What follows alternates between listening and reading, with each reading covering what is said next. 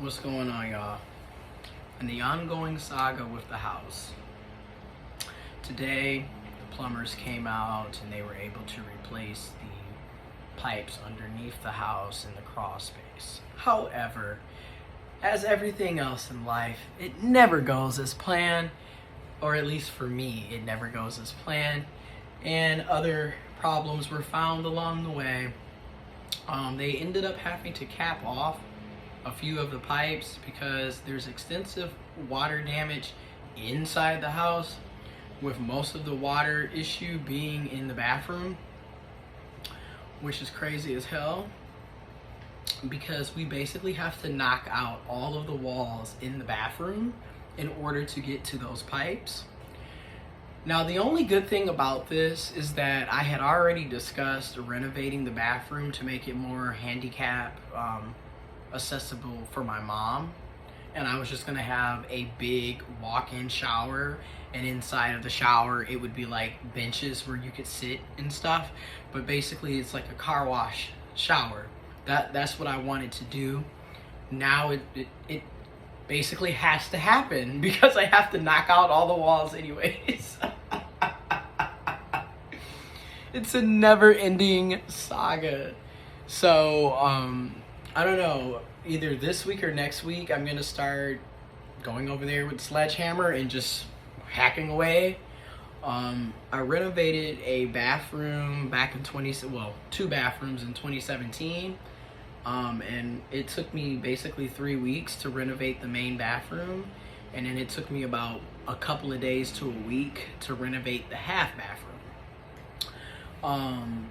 But yeah, you gotta knock out all the drywall down to the 2x4s, and then depending on how you want to do your shower or your bathtub shower, whatever, you buy one of them wraps, from Home Depot, Menards, what have you. But the point is, gotta knock out everything, gotta get new drywall, because once and I'm looking at the bathtub that's in this bathroom. It's just like the bathtub that was at the house that my granny and mom are at now. So that's gonna be a MFer getting it out because it's a cast iron bathtub. It's heavy as hell, and I am not looking forward to that either. Welcome to my life. And it just keeps being more costly. You go from one extreme to the next. We don't have heat. The boiler went out. Okay, we finally do the boiler to furnace conversion in March. Now we're getting the pipes and stuff done. I'm thinking, great, we're gonna be back in the house before Mother's Day. And now it's like, haha, psych. You're gonna be doing more work in the house during Mother's Day, if anything. So that's that with the pipes. So I'm now looking at either I'm doing it myself with a couple of friends. I would prefer to not have to do it because, like I said, it took me 3 weeks last time I renovated a bathroom because I have a regular job and then I have other side hustles, business ventures and what have you, so I can't focus specifically 40 hours towards that. I have to do other stuff, so it took me damn near a month to do the last bathroom. Yeah, so I'm gotta plan that out. Gotta start looking at all the renovation costs that it'll cost to do that bathroom. Essentially, by the time I'm done with this house, it's going to be a brand new house because so much has to be done. The bathroom's gonna be brand new, both of the bedrooms are gonna be brand new flooring, new painting. The kitchen and dining room is gonna be brand new flooring, new painting. It's just an ongoing thing. And then the enclosed patio is going to be renovated because I'm putting a jacuzzi in there. So I'm just like, this is going to be a whole new house by the time I'm finished with this.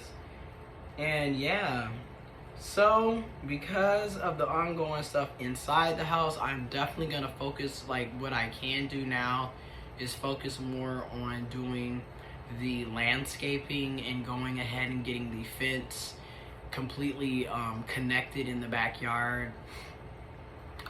Because, yeah, that's stuff that I can get to now, right away, where we can't even start the painting because they got to remove the radiators from the wall. Can't put the flooring down because they have to remove the radiators from the wall and the flooring, because there's pipes coming from the crawl space up into the floor connecting to the radiator on the wall. So it's just you can't even start half the stuff you want to do because other things have to be done first. So the joys of home ownership. This is another reason why when I, even though I teach home ownership education and I help people become homeowners, I'm just keeping it real with y'all. If you don't have kids, you're not married, you don't have a family, there's no reason for you to have a house. It just needs to be said. There's no reason, because why do you need all that space for one person? Two, the amount of money that you're wasting on renovations and repairs just to say you have a house by yourself and you have no kids, no partner, none of that, it's a waste of money, and it's a lot of upkeep and overhead for one person to be trying to manage. I'm just going to be real. People complain about rent being, $1,000 or more per month, but I've literally spent well over $6,000 between now and fucking January. So I would take the $1,000 a month at this point, okay? Because you're what in the hell? It was almost $7,000 just to get the freaking boiler to furnace conversion. For the rest of the piping stuff, that was $5,500. $5,500. Okay? Yeah. And now we're looking at the bathroom. That's probably going to be another $4, $5, $6K. So, yeah, I'll take the $1,200 a month rent, because you know what? I don't have to worry about renovating. That's the landlord or the property manager's responsibility, not mine. Okay, and again, when you're single and you have no kids, you have no family, why do you need, what do you need all that for? I have 2 dogs. So yeah, it's not that I don't think homeownership is a good idea. I just think that it depends on each person's life. Everybody don't need to be a homeowner. I'm just gonna be honest. Some people are better off renting than owning. But if you're for example, you're married, you have 2-3 kids, it makes sense for you to get a house. But if you're single and all you got is, some dogs or cats or what have you, you could continue renting, honey. You can still get away with having a studio apartment or a 1-bedroom apartment, which is still going to be significantly cheaper than a 2 and a 3-bedroom house, townhouse, or apartment. So look at it from that standpoint. That's why I be saying. And then when you start calculating the fact that you still got to pay homeowners insurance, utilities, property taxes, your renovation, something go wrong, it's on you to fix and get it taken care of. You're not really missing much of anything being a homeowner. Arguably, if you're single and you don't have kids, you're saving money by not being a homeowner. I'm just gonna be real, because this is ridiculous. And then the out cold part is you do all of these renovations, and are you even going to be in the house that you're renovating? Because this is the second house where I've had to put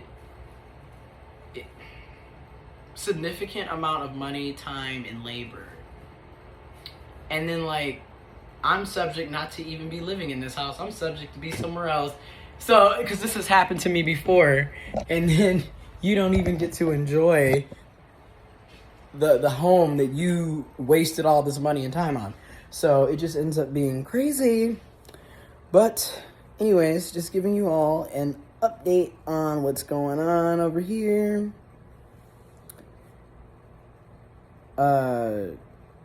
Yeah. Again, it's just gonna be one of them spring summers where it's just nonstop work, money that you spend that you don't really want to spend, that could be going towards other things. Like, oh my God. Anyways, this is what being an adult in late stage capitalism is like.